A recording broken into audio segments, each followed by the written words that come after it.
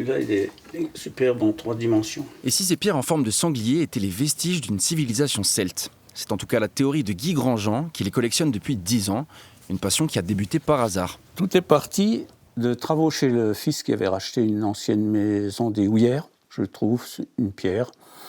Je dis, tiens, c'est une bête, ça, c'est pas n'importe quoi, ça a été travaillé. Mais quelques temps après, il y a un lotissement qui se crée à Créanche, et je vois des pierres qui dépassent. Et là, catastrophe pour moi, ça ressemblait, d'après moi, à des sangliers. L'oreille est travaillée, le groin est travaillé, et il y a une constante sur les pierres que j'ai ramassées, c'est toujours le groin à gauche.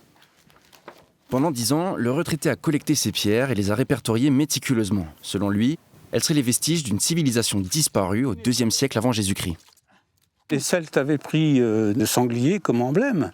Ça, on les retrouve ensuite après sur les emblèmes des Gaulois. Je pense que le site de Créanche était cultuel et culturel en même temps. Les gens venaient peut-être de très loin, ils taillaient les pierres et ils venaient disposer là sur la butte au cours d'une manifestation quelconque, avec un druide évidemment à l'époque. Si aucun spécialiste n'a confirmé sa théorie pour le moment, il n'en démord pas et espère toujours avoir gain de cause.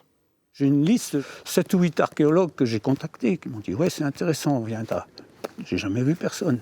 J'espère que ça va donner la conviction à quelqu'un que, tiens, il y a quelque chose à aller voir, que les gens se déplacent.